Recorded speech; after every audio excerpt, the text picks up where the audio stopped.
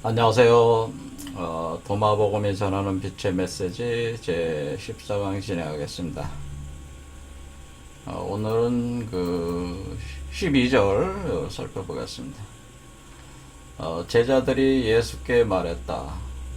우리는 당신이 우리로부터 떠나가실 것을 압니다. 그러면 누가 우리들의 지도자가 되겠습니까? 예수께서 그들에게 말씀하셨다. 어디에 있든지 너희는 야고보 같은 의로운 자가 되어야 한다. 그 때문에 하늘과 땅이 있게 되었다. 이렇게 됐죠? 그러니까 여기서는 그 제자들이 그 예수 승천 후에 누가 앞으로 자신들의 그 우두머리 노릇을 해야 되겠냐라는 거를 물었습니다. 물었더니 예수가 하는 얘기가 야고보 같은 의로운 자가 되어야 된다, 너희는. 그런데 이 자가, 야고보 같은 의로운 자. 그러니까 야고보를 얘기한 게 아니고 야고보 같은 의로운 자라고 표현했어요. 야고보 같은 의로운 자가 바로 하늘과 땅이 이 야고보 같은 의로운 자를 통해서 하늘과 땅이 있게 되었다. 그런 표현을 합니다. 그러니까 이제 동문서답을 하게 된 거죠. 그러니까 이런 표현일 수도 있죠. 누가 앞으로 그 예수가 승천 후에는 누가 우리 우두머리가 되겠습니까? 물으니까 너희 중에 야고보 같은 의로운 자가 된 자가 그 자가 우두머리가 된다. 이런 표현이라는 거죠. 그러니까 이 제자들 중에 누가 그런 자가 될지는 모르겠으나 뭐 모르는지 아는지는 모르겠으나 그거 모르는지 아는지 모르는 거죠. 어쨌든 대답은 야고보 같은 의로운 자가 그 지도자의 자격이 있다고 하는 것을 이렇게 표현을 한 것이죠.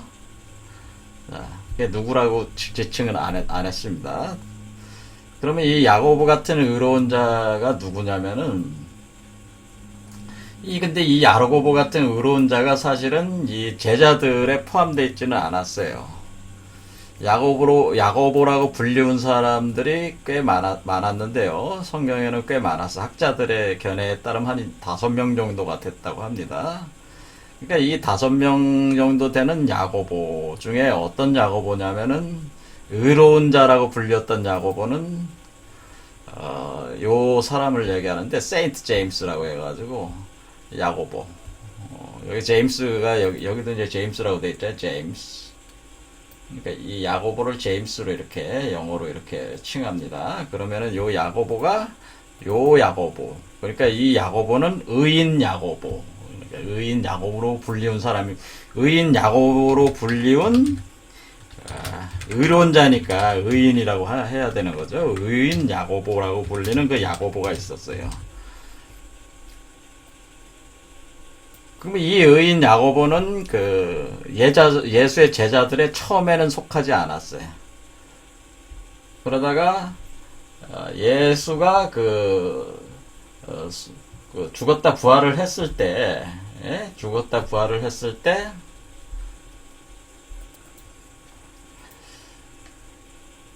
그게 야고보가 그때서야 예수를 믿고 따르기 시작한 거예요. 그러면서 그 예수가 그 야고보가 그때부터 이제는 중요한 인물로 등장을 하면서 베드로, 그다음에 사도 요한, 그러니까 시몬 베드로와 사도 요한과 같이 교회의 기둥으로서 인정을 받을 만큼 주목받는 그 제자로 됐다는 거죠. 근데 이 의인 야고보가 나중에 이제는 순교를 하게 됩니다. 순교를 할 때에 돌에 맞아 죽었다기도 하고 성전탑에서 이게 던져졌다 이런 얘기도 있는데 이 야고보가 굉장히 율법을 잘 지켰어요. 자기 개인적으로는 굉장히 율법 일종의 계율이라고 봐야 되죠. 계율에 충실한 사람이었어요. 그러니까 유대 율법에 굉장히 자기 삶에 있어서 유대 율법을 굉장히 잘 지켰던 사람이라서 그래서 의인으로 불리는 겁니다. 그러니까 우리 한국으로 따지면 고지식한 선비라고 이렇게 볼 수가 있을까요? 사서삼경에 철두철미했던 고지식한 선비 타입이다 이렇게 볼 수가 있는데 이분이 그 예루살렘의 초대 주교로 불려지게 됩니다. 예루살렘의 초대 주교. 그러니까 한번 결심을 했으니까 끝장을 보는 스타일이었는지 굉장히 열심히 해서 초대 예루살렘 교회의 최도중 예루살렘 지역의 초대 주교. 그러니까 예루살렘의 예루살렘 굉장히 중요한 도시잖아요. 거기에 초대 주교로 칭할 정도니까 대단한 분이죠. 자, 여기다가 이분이 신약 성경의 야고보서의 저자라고 얘기를 하는데 또 아니라고 하는 학자들도 있으니까 불확실합니다. 하지만 야고보서, 신약 성경의 야고보서의 저자다 그런 얘기가 있습니다. 그래서 이 야고보를 얘기하는 것이다. 근데 성경에 등장하는 야고보는 유명한 야고보는 다른 사도 요한의 형제로서 있는 사도 요한의 형제. 그러니까 사도 요한의 형인 야고보가 있어요. 이 야고보가 유명한데 이 야고보가 아닙니다. 그러니까 시몬 베드로와 안드레아고 이렇게 야고보가 서로 잘 아는 어부들인데 이 사람 이 야고보를 얘기하는 게 아니고 지금 말하는 의인 야고보라고 따로 있다는 거죠. 이분이 유명한 분이다. 이분을 얘기하는 거다. 근데 여기 보면은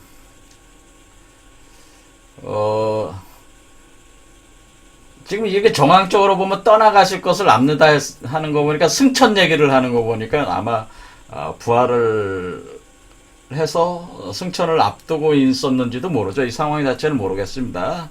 하지만 야고보는 부활을 하고 난 뒤에야 이렇게 나타난 사람이기 때문에 그렇게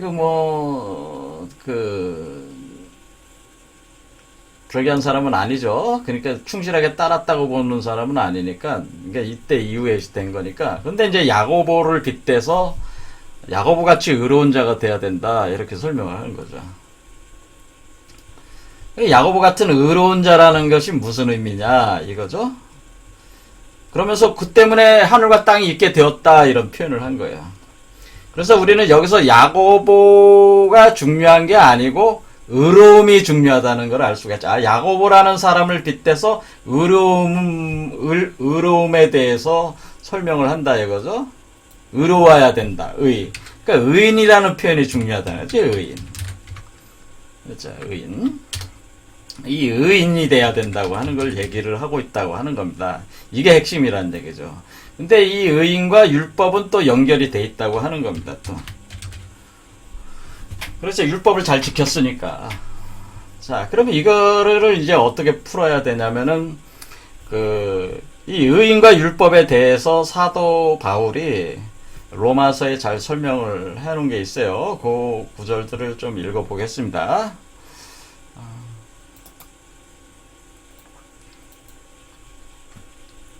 자, 여기 로마서 3장을 보면은, 이 의인, 율법의 관계를 잘 돼 있어요. 자, 로마서 3장 10절. 기록한 바, 의인은 없나니 하나도 없다. 아주 단정적으로 얘기했습니다.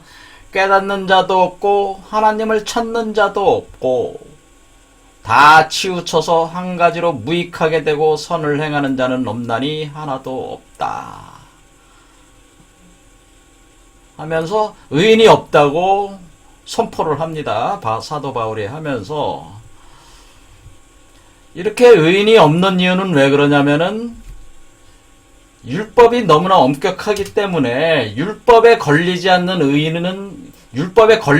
사람이 없으니까 율법에 걸리는 자는 다 걸리는 자가 없다는 뜻이에요. 걸리지 않는 자가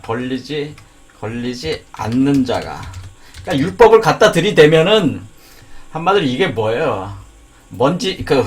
털어서 먼지 안 나오는 사람 없다는 뜻이잖아요. 그렇죠?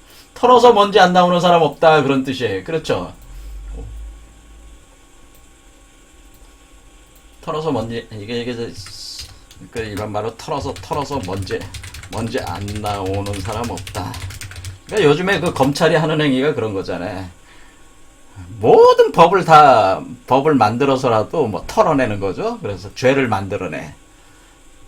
그런 개념이지만 원래 율법은 그런 식으로 하는 건 아니지만 어쩌나 그 율법이라고 하는 것들 때문에 이게 갖다 적용하면은 어디서든지 걸린다 이거예요. 그러니까 털어서 먼지 안 나오는 사람이 없다. 그런 뜻이에요.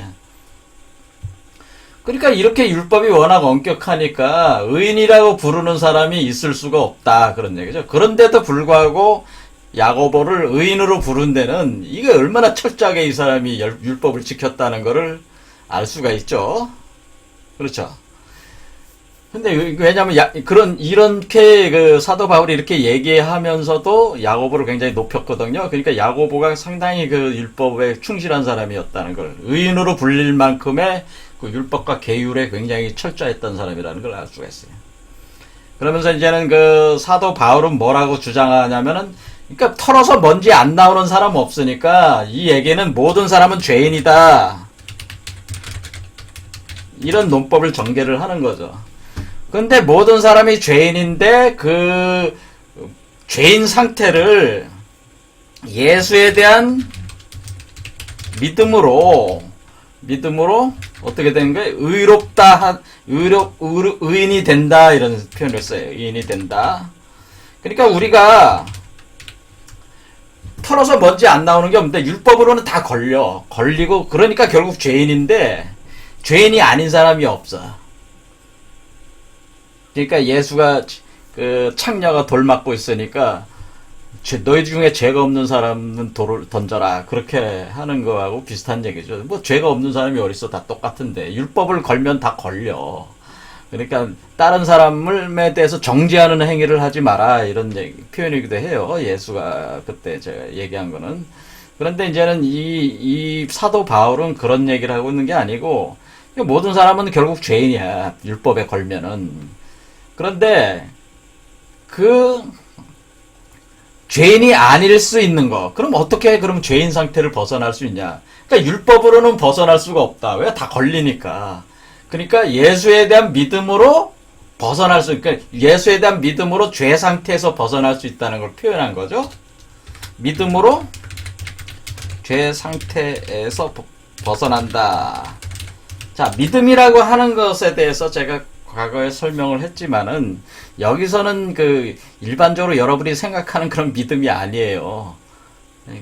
사도 바울이나 사도 요한이 얘기하는 믿음은 여러분이 생각하는 그런 차원의 믿음이 아니에요. 그런 개념의 인간적 어떤 감성을 얘기하는 게 아니에요. 감정적 그런 개념이 아닙니다. 사실은 상당히 우주적인 개념이에요. 그 개념 자체가 많이 혼동을 하고 있죠. 현재 기독교인들이. 어쨌거나 믿음이라는 어휘를 쓰면서 믿음으로 죄 상태에서 벗어난다는 걸 썼어요. 그렇죠. 그러니까 예수 그리스도에 대한 믿음이라고 하는 거죠.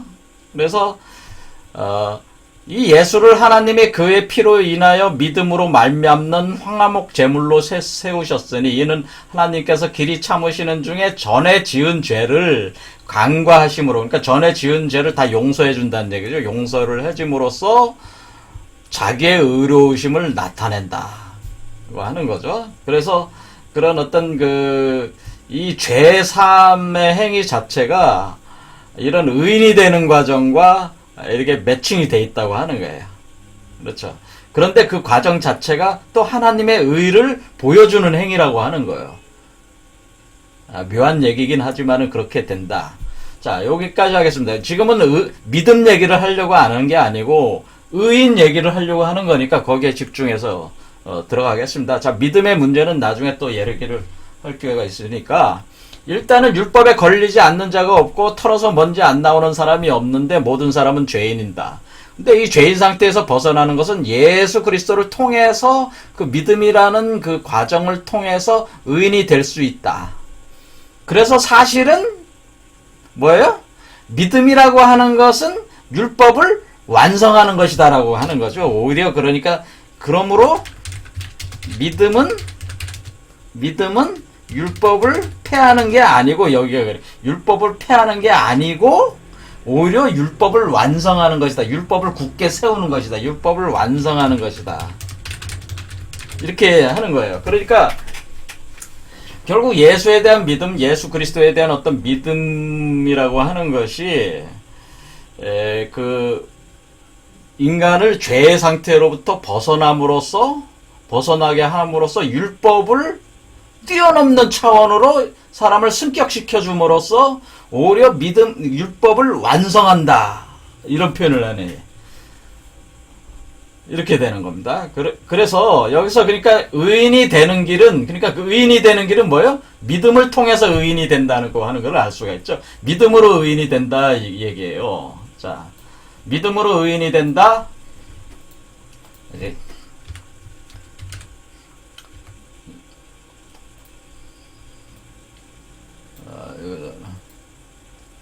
의인이 된다. 자, 이렇게 됐습니다. 그래서 어쨌거나 의인이다. 믿음으로 의인이 됐건 어떻게 됐건 의인이라고 하는 것은 결국에는 율법을 완성한 자라니까, 그러니까 여기서 이제는 표현을 하는 게 뭐예요? 우리가 야고보 같은 의로운 자가 된다고 하는 건 의인이 됐다고 하는 거죠. 그것은 율법을 완성한다는 차원이라는 거죠. 결국에는 율법을 완성한다라는 거죠. 결국에는 죄의 상태를 벗어나게 하고, 그럼으로써 율법을 완성하게 한다. 원래 율법이라고 하는 것이 사람을 죄에 빠지지 않고 죄로부터 벗어나게 하기 위해서 율법을 제정하는 거니까, 원래 율법의 목표에 맞는 그 상태에 도달하게 한다. 그런 뜻이라는 얘기죠. 그렇죠. 그러니까 이게 의인이란 개념이에요. 자, 그러면은 이게 뭐냐? 자, 믿음이라는 문제를 이거를 풀어야지만이 여러분이 이해를 할 수가 있는데, 그렇게 되면 굉장히 추상적으로 시간이 굉장히 많이 걸려요. 그래서 제가 그냥 단도직입적으로 얘기하겠습니다. 자, 우리가 동양 철학이 좋은 점이 상당히 이런 거야. 자, 우리가 동양 철학에서는 우리가 오상이라고 합니다. 오상. 인의, 예지, 신이 있습니다. 인의, 예지, 신. 그러니까 여기 그림으로 이렇게 보잖아요. 우리가 그림으로 이렇게 볼 때에 의인, 어질인, 이게 바로 우리가 기독교에서 얘기하는 사랑이에요. 사랑. 인이. 그 다음에 지금 의라는 건 뭐예요? 인의, 여기가 의예요. 이쪽이 의, 그러니까 이쪽에 네 개의 방위에, 가운데 방위에, 각 방위에 붙이는 오상. 이게 이제 사단 7정 중에 사단을 사단을 이렇게 배치하는 개념인데, 여기서는 중앙까지 해가지고 오상으로 가는, 오상이라는 게 있어, 오상.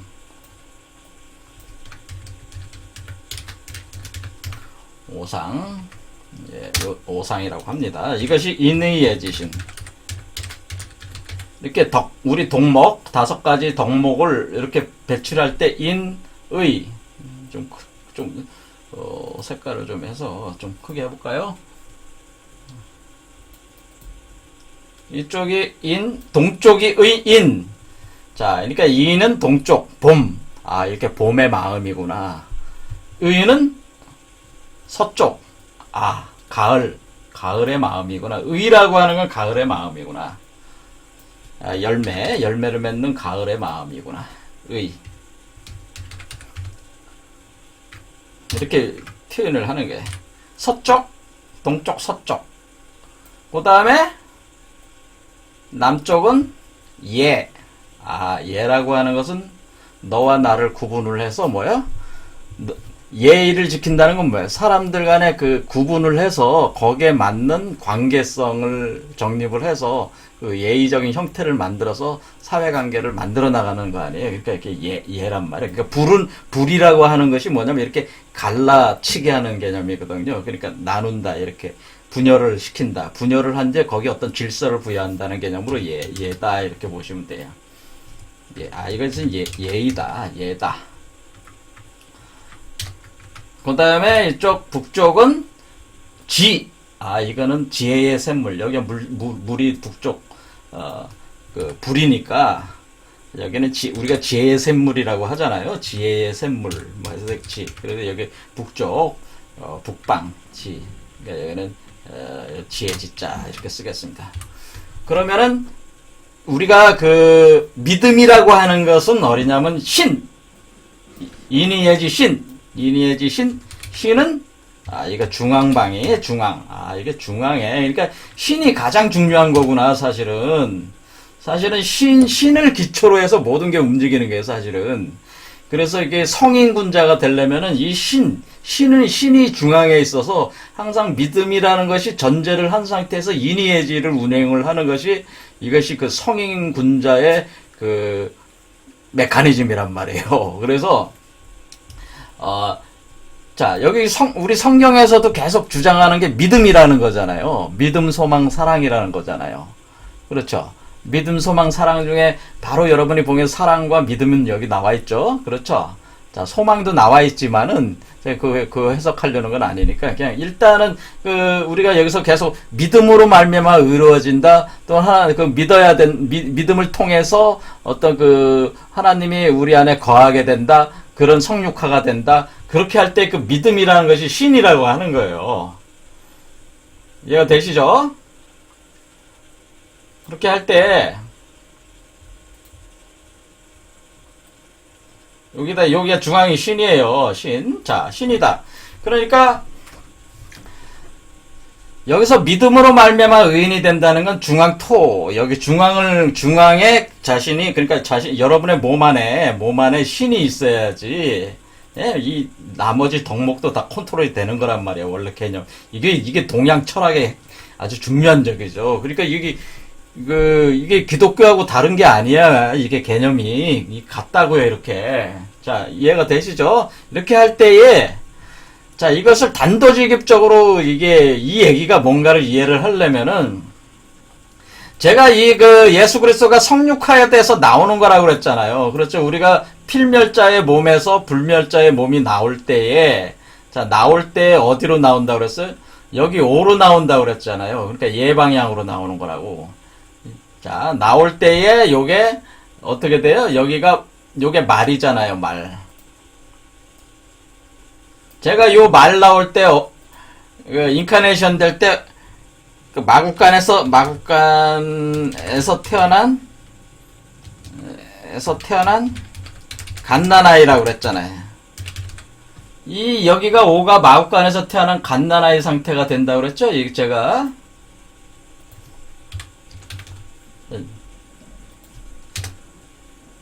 그 다음에 제가 뭐라고 그랬습니까? 마국간에서 이게 태어난 갓난아이 상태에서 미로 올 때에 이것이 어린 양이 된다고 그랬죠?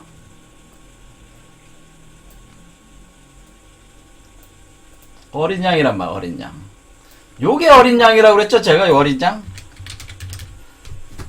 제가 이거 하도 요한복음하고 도마복음이 막 얽혀 들어가서 요게 어린 양입니다. 양미자, 양미. 그래서 여기서 자축인묘 진사오라는 건 여기서 여기 자축, 인묘, 진사, 오에서 마옥간에서 태어난 갓난아이 상태가 된데 어린 양으로 요게 오에서 여기 마곡간 말이니까 마곡간 어린 양이 된다.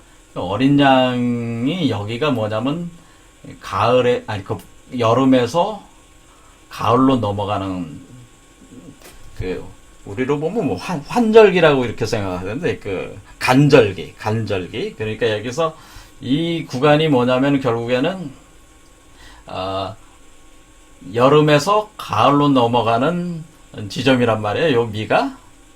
그렇죠. 그러니까 의로 넘어오는 지점이란 말이에요. 그렇죠? 자, 그래서 의인이 된다고 하는 건 뭐예요? 이렇게 돌아가는 거란 말이에요. 이렇게. 그렇죠. 이렇게 돌아가는 거니까 요 의라는 말을 잘 보시면 자, 보세요. 자, 이게 의라는 말은 양이라는 말이에요. 양.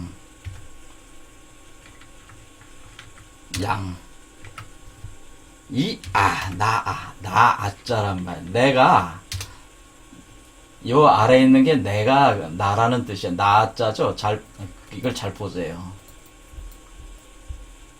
내가 아가 양이 된다. 그런 뜻이란 말. 그러니까 의라고 하는 것은 이게 양이 된 나를 가리키는 거잖아요. 이게, 그러니까 의라는 것은 이 동물적 상으로 볼 때 양이 된다고 하는 뜻이야. 그러니까, 어린 양이 되는 거는 뭐예요? 이게 어린 양이잖아요. 여기가 지금 어린 양이잖아요. 그래서 양이 점점 더 자랄 거 아니에요, 계속. 그러니까 이게 양이 여기서 어린 양이 여기서 나온 뒤에 양으로 여기 더 자라나간다는 거 아니에요. 이렇게 이쪽 의로 가니까. 그러니까 그 어린 양이 되는 게 요 미라고 그랬잖아요. 요처럼 어린 상태에서 양이 계속 자랄 거 아니에요. 그럼 그래서 의라는 게 양이 된 나라는 뜻이란 말이에요. 그러니까 이 얘기가 뭡니까? 이 얘기가 지금 이 얘기잖아요. 그러니까 이게 어린 양이라고 하는 것은 뭐예요? 어린 양이 어린 양이라는 건 어린 의인이 된다고 하는 거잖아요. 그렇죠. 이 어린 양이 되는 거는 뭐예요? 내가 내 몸속에서 인카네이션 돼서 나오는 내 자신의 그 두 번째 몸이 어린 양이 되는 것이니까 어린 의인이 되는 것이잖아요. 그렇죠. 양이 된 사람이잖아요. 이게 의인이라는 것이 양이 된 사람이란 뜻이잖아요. 의라는 것이. 그렇죠. 그러니까 양이 된 어린 사람이라는 뜻이잖아요. 어린 양이라는 것이. 그러니까 우리가 이 문구가 그게 뭐라는 거예요? 이게 의로운 자가 된다고 하는 것은, 야고보 같은 의로운 자가 되어야 한다는 것은 어린 양이 되어야 된다, 그런 뜻이에요. 너희가 어디에 있든지 너희는 어린 양이 되어야 한다, 그런 뜻이란 말이죠. 자, 이 문구가 뭐라고요? 너희가 어디에 있든지 너희는 어린 양이 되어야 한다. 또는 양이 되어야 한다. 어린 양 또는 그냥 양이 되어야 한다. 양이 되는 게 어린 양이, 일단 어린 양이 돼야지 양이 되는 거니까 어린 양이 돼야 된다, 그런 뜻이란 말이에요. 그러니까 어린 양이 되어야 한다는 것은 네가 너의 몸에서 두 번째 몸을 그 일곱 번째 차크라에서 나올 때에 마국간에서 출산을 시킨 뒤에 어린 양으로 키워라, 그런 뜻이란 얘기예요. 어린 양이 돼야 돼. 그러니까 여기서 하는 게 뭐예요? 그럼 너의 지도자는 누구예요? 너희들의 지도자는 너희 몸속에서 나오는 너의 그리스도죠. 두 번째 몸으로서 너의 그리스도. 그러니까 뭐예요? 그것이 곧 나다, 그런 얘기죠. 사실은 이 승천한 예수가 곧 또 이것이에요. 승천한 예수가 또 이거기 때문에, 같은 거기 때문에, 쌍둥이란 말이에요. 그러니까 이 불멸자로서 같은 거기 때문에 나는 떠나지 않고 계속 있는다라는 걸 또 표현을 한 거예요. 나는 떠나지 않는 상태에서 여기 머리에 계속 있는다, 그런 상태가 되는 그런 개념이다, 그런 거예요. 머리 위에 올라갔을 뿐이다라는 거예요. 어떻게 보면은. 그러니까 이것이, 그러니까 여러분이 몸 안에서 이게 나를 만나보려면, 나를 추종한다고 하는 것은 너희가 자기와 같은 형상으로 이렇게 그 그리스도로 이렇게 육화가 돼서 이렇게 나와라, 너희 몸속에서 형상화시켜라, 인카네이션 작업을 해라, 그런 의미기도 하다, 그 얘기예요. 이해가 되시죠? 그 때문에 하늘과 땅이 있게 되었습니다. 딱 말은 말했잖아요. 왜냐하면 이것은 그 새로운 하늘과 새 땅이 된 거거든. 이 머리를 밖으로 나왔을 때 새 하늘과 새 땅이 열린 거기 때문에, 그러니까 이 존재로 말미암아 새 하늘과 새 땅이 만들어진 거잖아요. 살아있는 예수, 불멸자가. 여러분 몸 밖으로 불멸자가 나오면은 뭐야? 쌍둥이체로서 여러분의 그 불멸자를 완성해 내면은 몸 안에서 그 생성해서 만들어 내면은 뭐야? 새로운 하늘과 새 땅이 이루어진 거니까. 그러니까 이 존재로 말미암아 하늘과 땅이 있게 된다, 맞는 얘기잖아요. 그렇죠? 자, 결론을 말씀을 드리겠습니다. 자, 그래서 너희는 야고보와 같은 의로운 자가 되라고 하는 얘기는 너희는 어린 양이 되어야 한다는 말의 다른 말이다. 의인이라고 하는 말 자체가 양이 된 사람이라는 뜻이다. 이해가 되죠? 그 상징으로 그렇게 표현을 해준 거란 말이에요. 어린 양이 돼야 된다는 것을 표현을 해준 말이다, 그런 얘기. 그런데 이것을 지금 풀 수 있는 거는, 이거는 그러니까 어떻게 된 겁니까? 이런 상징적인 어떤 이 한자적인 구조를 모르는 사람은 이걸 풀 수가 없죠. 저는 아주 간단하게 풀었잖아요. 저처럼 풀 수 있는 사람이 있어요? 없을 것 같아요. 의인이 양이 된 사람이라는 걸 아는 사람은 없을 것 같아요. 그런 어린 양이 된다고 하는 것이 의인이 된다고 하는 것과 똑같은 얘기예요. 그러니까 의인은 하나도 없는데 어떻게 된 거예요? 의인은 하나도 없는데 어린 양으로 나오면 그게 의인이 되는 것이다. 그런 거를 또 로마서에서 얘기하는 거, 그 과정 자체가 믿을 신을 통해서 되는 것이다. 그러니까 이것은 하나님 말씀이 육화가 됐다고 하는 것이 사실 믿을 신이라는 뜻이에요. 사람 인자에다 말씀 원자가 있잖아요. 그러니까 하나님 말씀이 사람이 된 거. 하나님 말씀이 사람으로 육화되는 것이 믿을 신이에요. 그러니까 여러분이 하나님 말씀이 그리스도로 육화되지 않은 사람은 믿음이 없는 사람이. 근데 하나님 말씀이 육화가 되는 것은 이 몸 안에서 계속 육화가 돼서 올라오는 거 아니에요. 그렇죠. 육화의 과정이잖아요. 그런데 이 7번째 나왔을 때 갓난아이가 나오는 거잖아요. 그 다음에 8번째 갔을 때 어린 양이 되는 거니까 이 과정을 믿을 신으로 계속 진행을 해서 중앙이 돼서 운행을 해서 여기까지 와야 된다. 어린 양이 될 때까지 와야 된다고 하는 것이 믿음으로 말미암아 의롭다함을 얻었다. 그런 표현이다. 그런 얘기입니다. 이런 식으로 풀어야지 이게 된다. 그러니까 이것도 결국 뭡니까? 너의 몸속에서 그리스도를 너의 참된 나로서의 그리스도를 사람이 된 하나님으로서의 그리스도를 너의 몸속에서 인카네이션 시켜내라. 몸 밖으로 출산을 시켜서 젖을 먹여서 키운 뒤에 여기 밑토까지 오게 해라. 밑까지 오게 해라. 어린 양까지 오게 해라. 너가 어린 양이 되라. 네가 당신이 어린 양이 되라. 그런 뜻이란 말이에요. 오늘 여기까지.